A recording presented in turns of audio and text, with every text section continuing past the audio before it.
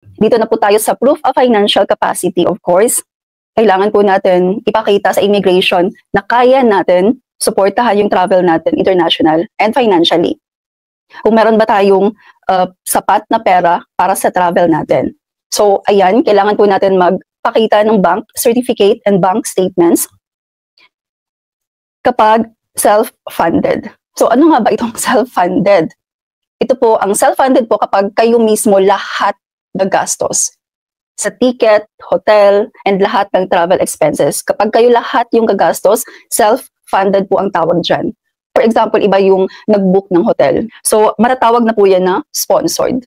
Pero kung kayo mismo lahat yung gagastos, self-funded po ang tawag dyan.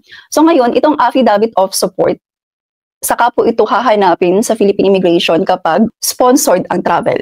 Kapag hindi kayo yung bumili ng ticket or kapag hindi kayo yung nag-provide ng accommodation. And kapag, for example, kayo yung bumili ng ticket, kayo din yung nag-provide ng hotel, pero hindi enough yung financial capacity nyo to travel.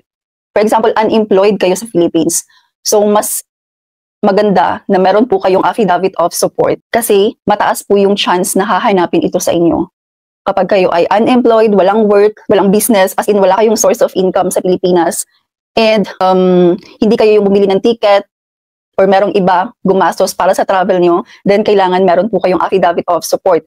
And kapag sponsored po kayo ng relative nyo from 2nd up to 4th degree. So, sino ba itong nasa 2nd up to 4th degree? Kasi ang sa 1st degree po, yun po yung spouse, yung asawa natin, yung anak natin, and yung parents natin. Yun po yung 1st degree relative. So kapag dito po sa 1st degree relative, yung sponsor nyo, hindi nyo na kailangan ng affidavit of support.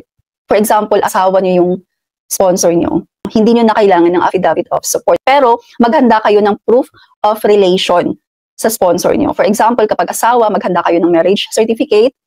Kapag anak or parents, maghanda kayo ng birth certificate. Pero kapag 2nd up to 4th degree na, for example, kapatid or pinsan, kapag doon na po belong yung sponsor nyo, kailangan nyo na pong mag-provide ng affidavit of support kasi mataas po yung chance na hahanapin po ito sa inyo sa Philippine Immigration. And then kapag sponsored po yung travel, kahit na meron kayong affidavit of support and guarantee, mag-provide din po kayo ng proof of relation nyo sa sponsor. For example, kung ang sponsor nyo ay boyfriend, girlfriend na nasa ibang bansa, so mag-provide po kayo ng proof of relationship. Mga photos together, chat conversation, or proof of remittances pwede din ipakita sa immigration. And then, copy ng ID ng sponsor nyo. Either passport or any valid ID nila.